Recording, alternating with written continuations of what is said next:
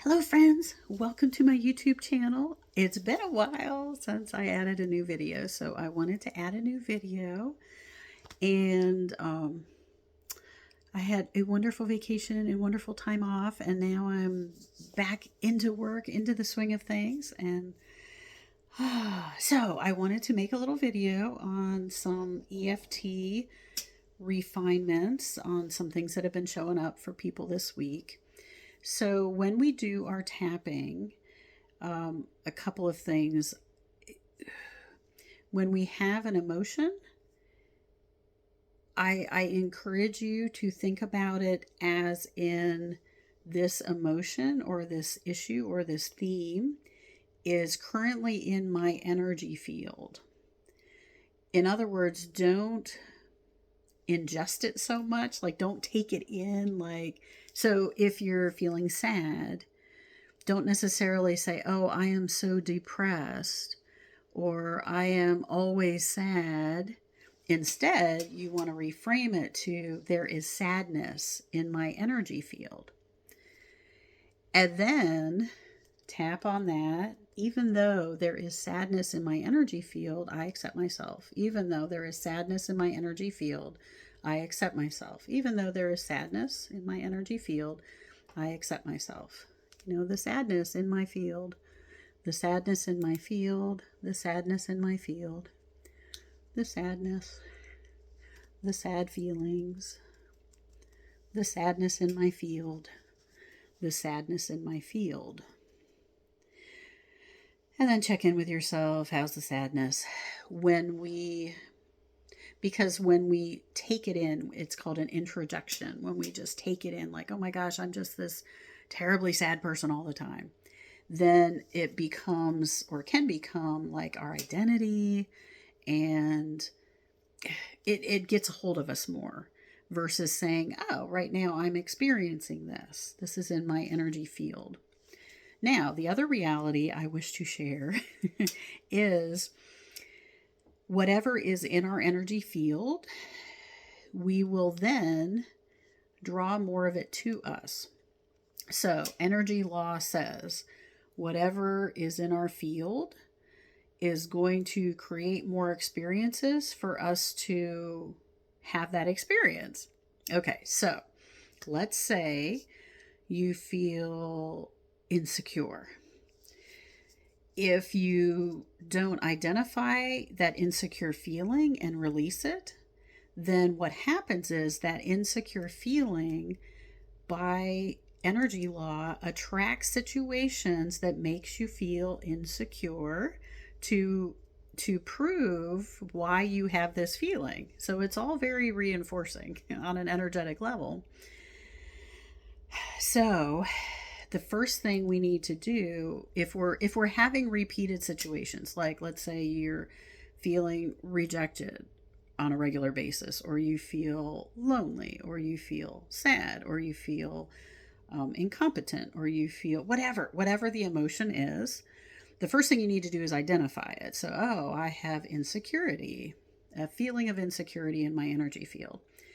And that's at least contributing to, if not causing, these situations where I then feel insecure and or feel incompetent. So you, first of all, you identify the feeling. So even though I have this insecurity in my energy field, or even though I have this rejection feeling, or this feeling of rejection, this feeling of isolation, this feeling of not good enough. There's another one that's been showing up a lot.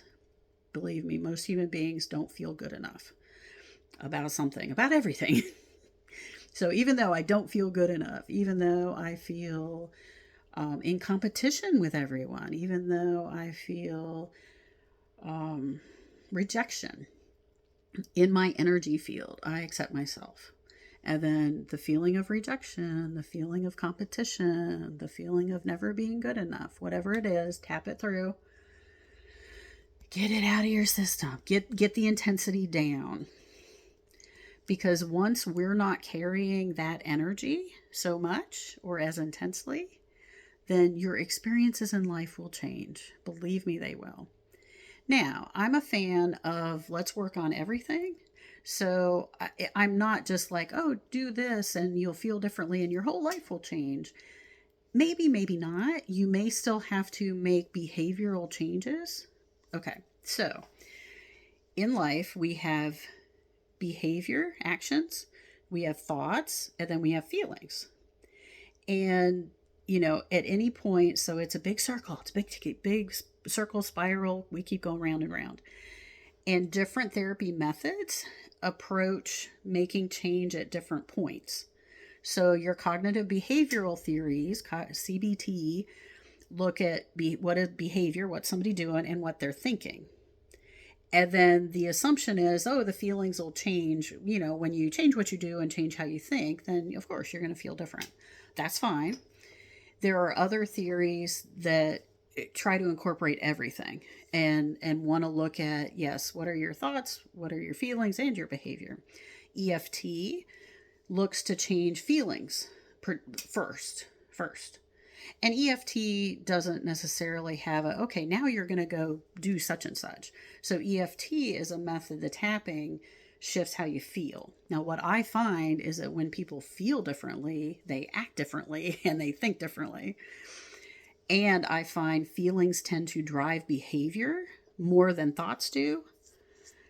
Like I was just telling someone, if we have a battle between our thought, a logical thought, and our emotional feeling, the feelings win. Feelings run us. So, it's fine to look at what are my beliefs? What are my thoughts? But what I have found for most of my clients, that is not sufficient. You got to get in there and shift how you feel. And tapping is a really simple, easy way to do that. Meditation can also be great. Mindfulness practices are also great for changing how you feel, but it takes more effort. It's more of a practice.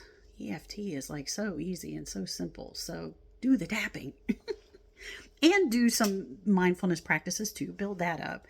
But do the tapping to shift how you feel. And then you'll notice that your circumstances, your experiences will also change. I just find that to be the case. So there's my little kind of fine tuning on the tapping. And like I said, don't create an identity for yourself of, oh, I'm so messed up, I've got all these things. Just say right now, this is in my energy field. Just use that to shift it, to release it, and then see what happens. So there you go. Hope that's helpful. Talk to you soon.